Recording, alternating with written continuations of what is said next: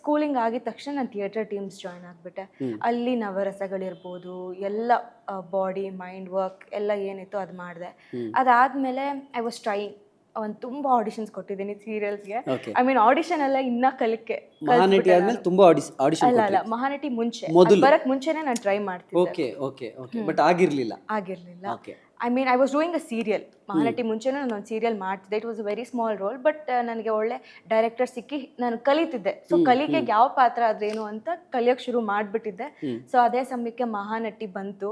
So ನಾನು ಹೋಗಿದ್ದೆ, ನೀವು ಯಾಕೆ ಮಹಾನಟಿಗೆ ಬಂದಿರಾ ಅಂದರೆ, ನಾನು ಬರೀ ನಟಿ ಅಲ್ಲ ಮಹಾನಟಿ ಆಗಬೇಕು ಅದಕ್ಕೆ ಬಂದೆ ಅಂತ ಹೇಳ್ತಿದ್ದೆ.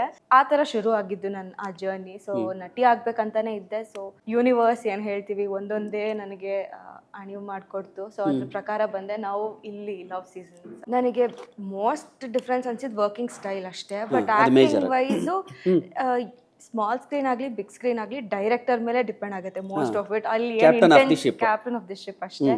ಅಲ್ಲಿ ಅವ್ರೇನು ಇಂಟೆನ್ಸಿಟಿ ಬೇಕು ಅದ್ರ ಪ್ರಕಾರ ಮಾಡಬೇಕು. So I have to share this one experience. ನಾನು ಸೀರಿಯಲ್ ಅಲ್ಲಿ ವರ್ಕ್ ಮಾಡ್ತಿದ್ದೆ. ಅಲ್ಲಿ ಒಂದು ದೊಡ್ಡ ಇಂಟೆನ್ಸ್ ಸೀನ್ ಇತ್ತು. ಸೊ ಅಲ್ಲಿ ಒಬ್ರು ಡೈರೆಕ್ಟರ್ ಹೇಳ್ಬಿಟ್ರು, ಇದನ್ನೆಲ್ಲ ಇಲ್ಲಿ ಮಾಡ್ಬೇಡಮ್ಮ ಸಿನಿಮಾಲ್ ಮಾಡು ಅಂತ ಹೇಳ್ಬಿಟ್ರು. ನಾನು ಇವ್ರು ಏನ್ ಹೇಳ್ತಾರೆ ಅಂತ ಫಿಗರ್ ಔಟ್ ಮಾಡೋದು ನನಗೆ ದೊಡ್ಡ ಯಕ್ಷ ಪ್ರಶ್ನೆ ಆಗೋಯ್ತು.